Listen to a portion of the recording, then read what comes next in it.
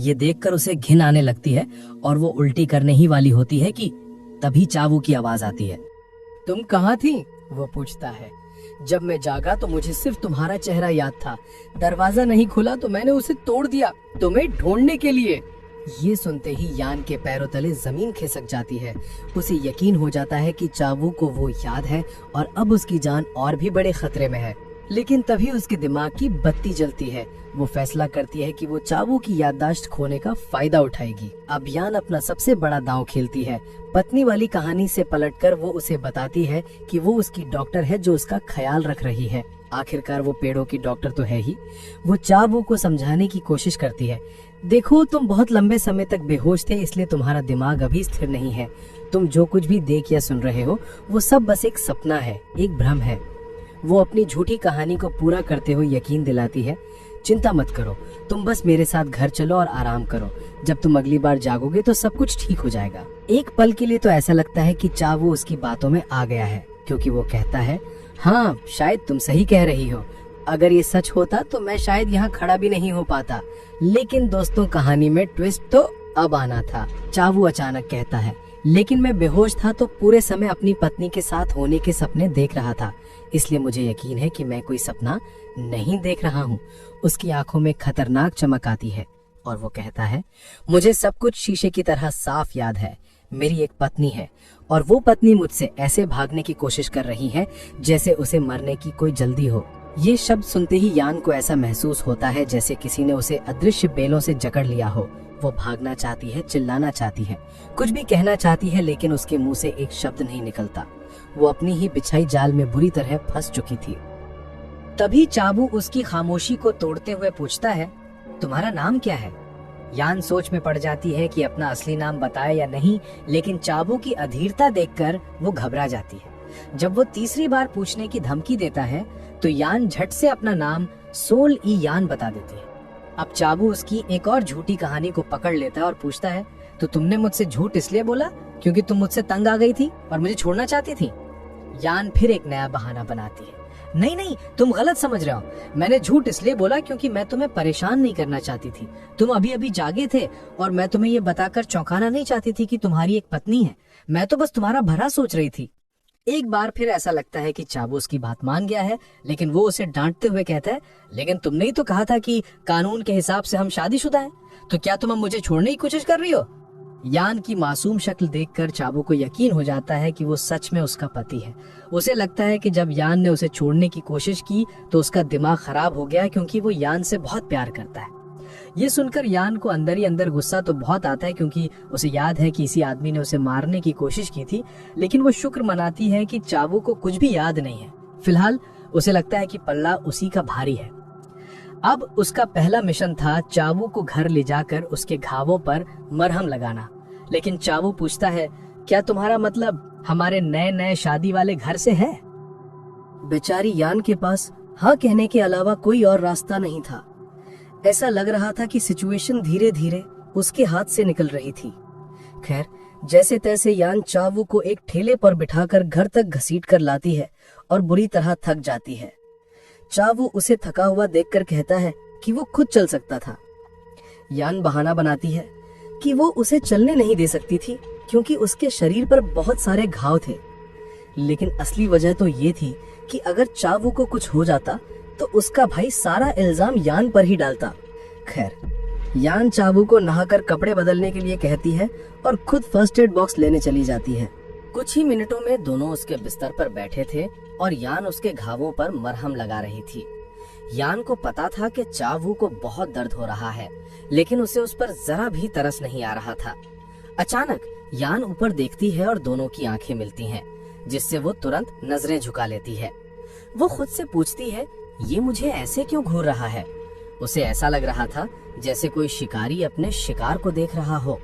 उसे याद आता है कि ये एक कातिल है और उसे दर्द हो या ना हो, इससे उसे कोई फर्क नहीं पड़ना चाहिए। उसका बस एक ही मकसद था, जल्दी से ये काम खत्म करना।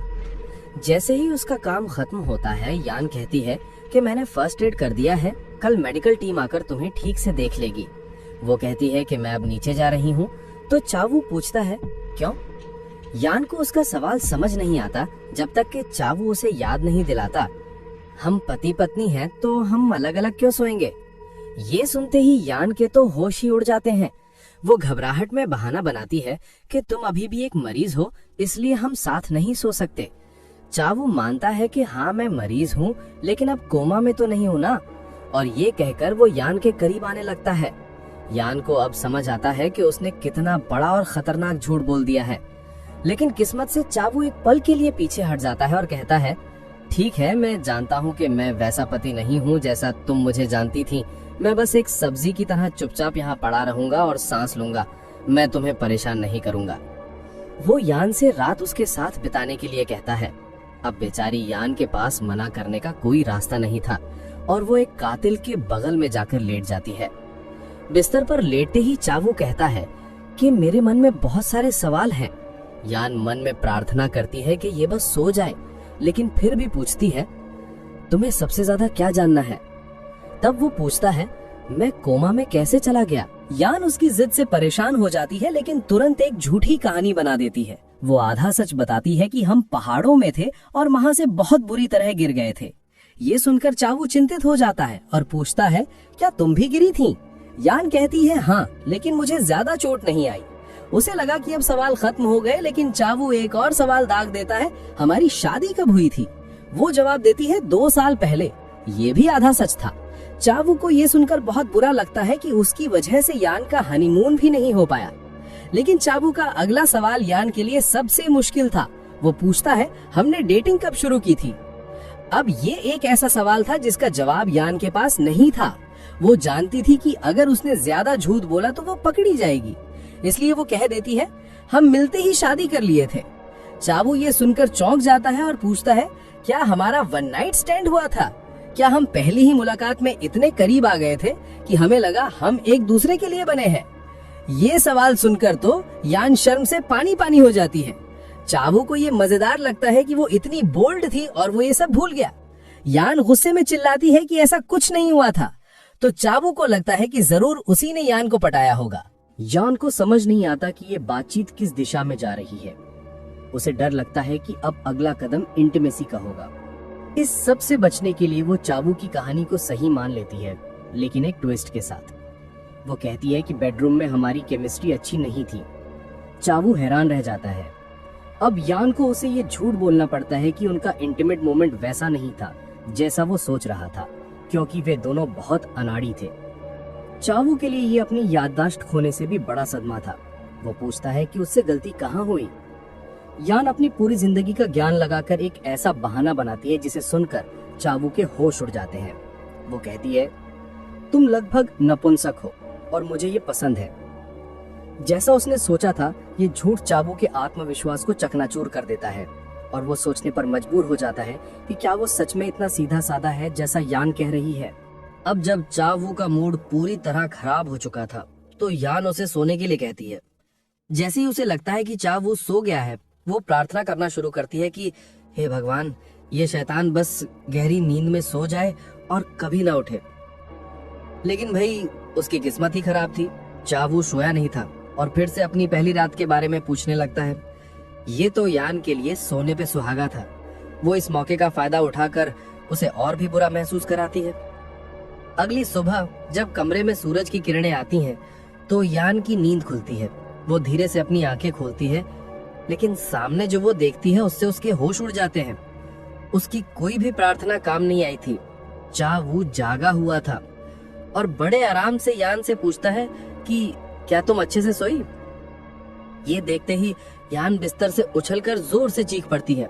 उसे याद आता है कि चावू को तो हाइपरसोम्निया है, यानी जरूरत से ज्यादा सोने की बीमारी है। तो फिर ये जागा हुआ कैसे है? वो फौरन डॉक्टर को फोन करती है। डॉक्टर आकर चावू के कुछ टेस्ट करता है और कहता है कि अभी कुछ भी कहना जल्दबाजी होगी, हो सकता है मरीज कभी भी वापस सो जाए। लेकिन यान को बस एक ही बात समझ आती है कि चावू कल फिर से जाग सकता है। डॉक्टर को लगता है कि शायद किसी चीज ने चावू को जागने के लिए ट्रिगर किया है। और तब चावू कहता है, शायद अपनी पत्नी के साथ सोने से मैं जाग गया। और भाई लोग, यहाँ आता है कहानी में असली ट्विस्ट। डॉक्टर इस बात को कैजुअली नोट करता है और फिर वो कहता है, जिसे सुनकर यान के पैरों तले जमीन खिसक जाती है। डॉक्टर सजेस्ट करता है कि उन्हें एक साथ सोना जारी रखना चाहिए ताकि वो सिचुएशन को मॉनिटर कर सके। लो भाई, यान ने जो गड्ढा खोदा था अब वो उसी में बुरी तरह फंस चुकी थी। कुछ घंटों बाद यान अपनी बॉस चू जा को पिछले 2 साल की पूरी कहानी सच सच बता देती है। सब कुछ सुनने के बाद चू जा उस पर गुस्से से बरस पड़ती है। वो पूछती है कि उसने पत्नी वाला झूठ ही क्यों बोला। यान कहती है कि चावू ने जागते ही उस पर हमला कर दिया था, इसलिए उसे कोई बहाना बनाना पड़ा। लेकिन चू जा उसे समझाती है कि जिस पल तुमने कहा कि तुम्हारा उसके साथ एक रोमांटिक रिश्ता है, तुम उसके साथ बुरी तरह से उलझ गई हो। तुमने एक विक्टिम और कातिल के रिश्ते को एक नया नाम दे दिया है और ये तुम्हारी सबसे बड़ी गलती है। गुस्से में चूजा कहती है कि उसे इस मामले में कोई इंटरेस्ट नहीं है, लेकिन यान को अब एक शादीशुदा औरत की तरह ही रहना होगा। चूजा के लिए यान अपने ही हाथों से अपनी जिंदगी बर्बाद कर रही थी। तभी दूर से चा वू की आवाज आती है जो यान को पुकार रहा था। जैसे ही चूजा पीछे मुड़ती है, वो उस शख्स को देखती है जिसके बारे में इतनी बात हो रही थी। उसकी नजरों को देखकर कमरे में एक अजीब सी शांति छा जाती है। यान अपनी बॉस से कहती है कि वो सावधान रहे, लेकिन तभी चूजा कहती है, लो मेरा दामाद आ गया, और खुद को इस झंझट में शामिल कर लेती है, जिसे देखकर यान हैरान रह जाती है। चावू जब कमरे में देखता है तो उसे पता चलता है कि यान एक ट्री डॉक्टर है। उसे ये सुनकर हैरानी होती है और वो पूछता है कि एक्सीडेंट से पहले वो खुद क्या काम करता था। यान तुरंत एक और झूठ बोलती है कि वो हॉस्पिटल में फूल लगाता था। ये सुनकर चूजा समझ जाती है कि यान ने कैसे मीठी मीठी बातें करके चावू को अपने जाल में फंसाया है। तभी चावू चूजा को सासू माँ कहकर बुलाता है, जिसे सुनकर दोनों औरतें शॉक हो जाती हैं। यान उसे समझाती है कि ये उसकी सास नहीं बल्कि हॉस्पिटल की एक स्टाफ है जो उसे प्यार से दामाद बुलाती है। ये सुनकर चावू चूजा से माफी मांगता है ताकि वो उस पर अच्छा इंप्रेशन बना सके। वो चूजा को विश्वास दिलाता है कि वो वैसा ही पति बनने की कोशिश करेगा जैसी यान उसे याद करती है।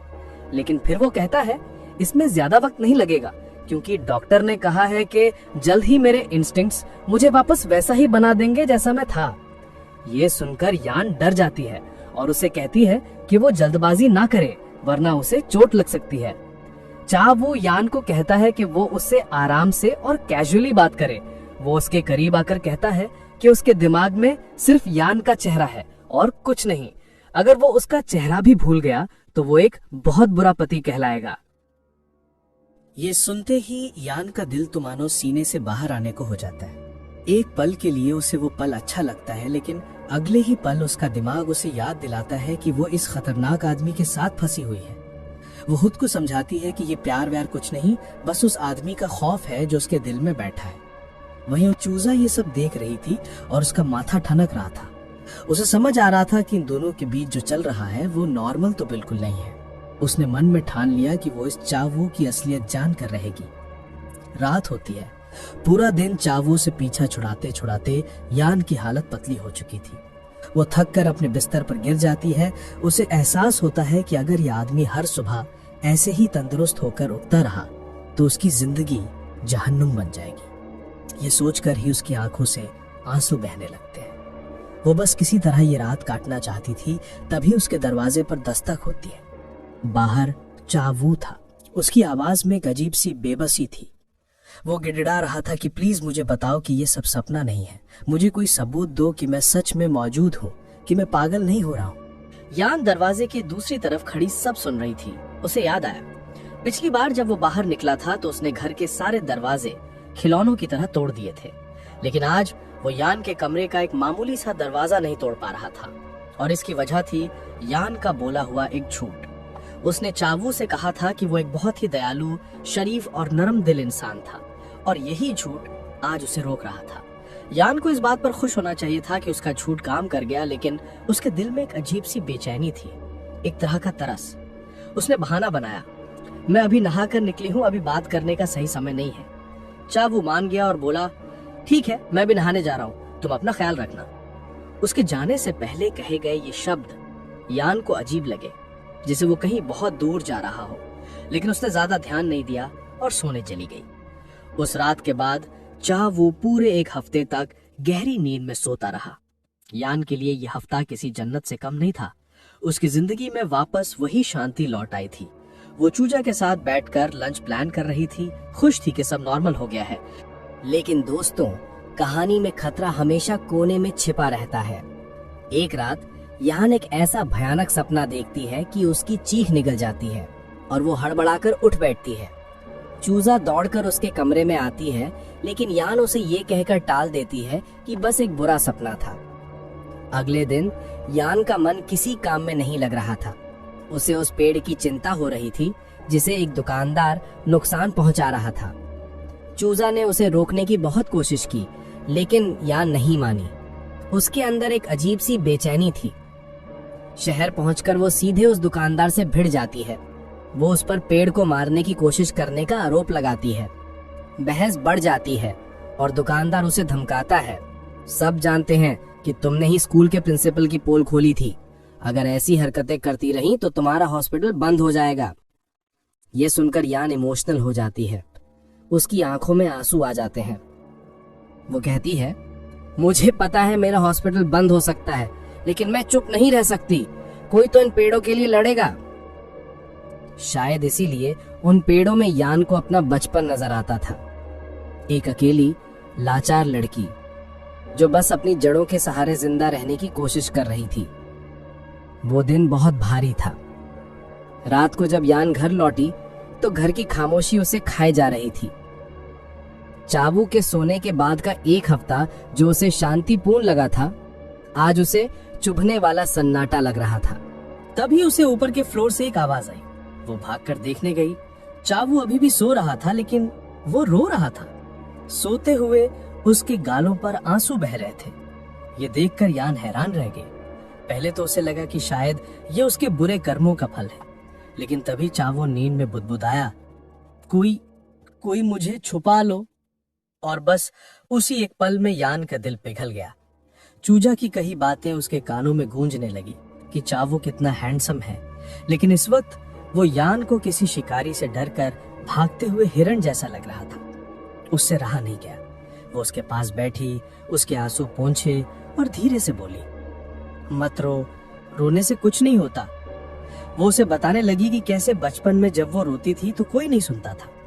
वो उसे उस पेड़ के बारे में बताने लगी जिसकी मिट्टी आज नमकीन लग रही थी। तुम भी उस पेड़ की तरह लग रहे हो, उसने कहा। यान को पता था कि वो जो करने जा रही है वो एक बहुत बड़ी गलती है, लेकिन फिर भी वो उस बिस्तर पर चावू के बगल में लेट गई। सोने से पहले उसने धीरे से कहा, आज मेरा जन्मदिन है और आज मैं भी रोना चाहती थी। अगली सुबह जैसा कि डॉक्टर ने कहा था, चावू जाग गया। चावू की आंख खुलती है। पहले तो उसे सब धुंधला लगता है, फिर उसे अपने बगल में सोती हुई यान दिखती है। वो बस उसे देखता रह जाता है। उसके दिमाग में बस यही था, ये एक डॉक्टर है, मेरी पत्नी है और इकलौता चेहरा है जो मुझे याद है। उसे पिछले कुछ दिनों के पल याद आते हैं। वो समझ नहीं पा रहा था कि यान उससे दूर क्यों भागती है, उसकी मुस्कुराहट में अजीब सी झिझक क्यों होती है और घर में उनकी शादी की एक भी तस्वीर क्यों नहीं है।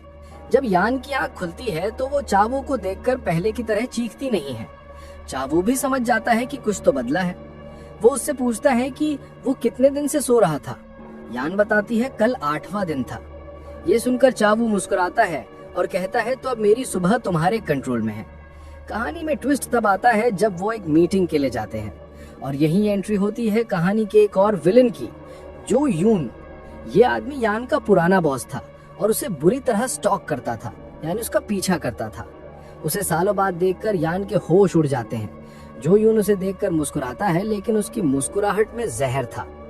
जब उसका क्रीपी चेला यान को छूने की कोशिश करता है तो यान डर कर सीधा चावू की बाहों में चली जाती है। चावू को गुस्सा आ जाता है। वो यान से पूछता है कि क्या ये आदमी उसका कोई दोस्त है जिसे वो भूल गया है। यान मना कर देती है। जो यून हैरानी से पूछता है, ये आदमी कौन है? और इससे पहले कि यान कुछ कह पाती, चावू खुद ही बोल पड़ता है, मैं यान का पति हूँ। ये सुनकर जो यून का दिमाग खराब हो जाता है। वो चीखने लगता है, ये नामुमकिन है। यान शादी करने वालों में से नहीं है। वो तो सिर्फ पेड़ों से प्यार करती है। उसे मेरे सिवा और कोई बर्दाश्त नहीं कर सकता।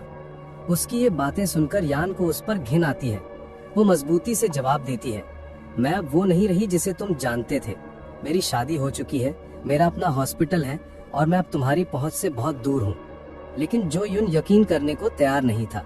वो मैरिज सर्टिफिकेट की मांग करने लगता है। बात बढ़ती देख चा वो बीच में आता है और जो यून को धमकी देता है, अगर तुमने अपना मुंह बंद नहीं किया तो मैं तुम्हें जान से मार दूंगा। ये सुनकर यान घबरा जाती है।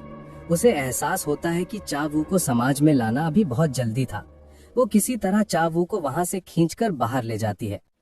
घर वापस आकर यान फैसला करती है कि वो उस वाइट प्रोजेक्ट के कंपटीशन में हिस्सा लेगी ताकि वो जो युन और अपनी पुरानी कंपनी को सबक सिखा सके। रात में चावू और यान अकेले होते हैं। माहौल थोड़ा अजीब होता है। चावू यान से कहता है कि उसे सिर्फ अच्छी और खूबसूरत चीजें देखनी चाहिए। यान शर्मा जाती है और नहाने जाने का बहाना बनाकर निकलने लगती है। तभी चावू पूछता है, क्या मैं तुम्हारी पीठ धो दूं? यान का दिमाग एक पल के लिए सुन्न हो जाता है। वो चीख पड़ती है। चावू मासूमियत से कहता है, इसमें क्या है, कपल्स तो ऐसा करते ही हैं। यान बहाना बनाती है कि वो बहुत पुराने ख्यालात की है, लेकिन चावू अपनी बातों से उसे घेर लेता है। वो कहता है, तुम्हारे झूठ और मेरी याददाश्त खोने की वजह से मैं वो पति नहीं रहा जो मुझे होना चाहिए। अगर मैं तुम्हारा ख्याल नहीं रखूंगा तो मेरे पति होने का क्या मतलब? यान के पास कोई जवाब नहीं था। चावू की बुद्धिमानी ऐसी सिचुएशन में ही क्यों जागती थी? हार कर यान उसे अपनी पीठ धोने की इजाजत दे देती है। बाथरूम में जब चावू उसकी पीठ धोने वाला होता है तो उसकी नजर यान की पीठ पर एक बड़े निशान यानी स्कार पर पड़ती है। वो पूछता है कि ये कैसे लगा? यान पहले तो टालने की कोशिश करती है, लेकिन फिर धीरे से बताती है, ये निशान मुझे मेरे परिवार ने दिया था। ये सुनते ही चावू का खून खौल उठता है। वो आदमी जो खुद शायद एक खूनी था, किसी और के दिए जख्म को बर्दाश्त नहीं कर पा रहा था। वो गुस्से में कहता है, किसी को मारने का कोई जायज कारण नहीं हो सकता। उसकी बातों में यान के लिए एक अजीब सी फिक्र थी। उसे लगने लगता है कि असली चावू शायद यान के साथ बहुत बुरा बर्ताव करता था। वो सोचता है कि क्या उसने यान को चोट पहुंचाई थी? उस रात यान के मन में फिर से डर बैठ जाता है। उसे याद आता है कि वो एक ऐसे आदमी के साथ है जिसने लगभग उसकी जान ले ली थी। वो खुद को पागल कहने लगती है और खुद को मारने लगती है ताकि वो ये सच्चाई न भूले। चावू उसे रोकता है और पूछता है कि क्या हुआ? यान उसकी तरफ देखने से भी कतराती है। उसकी इस बेरुखी से चावू को तकलीफ होती है। वो उससे बात करने के लिए गिड़गिड़ाता है, लेकिन यान मुंह फेर लेती है और फिर गुस्से और बेबसी के एक पल में वो यान को काट लेता है। जैसे वो ऐसा करता है, उसे अपनी गलती का एहसास होता है। यान डर से कांपते हुए पूछती है, क्या तुम्हें सब याद आ गया?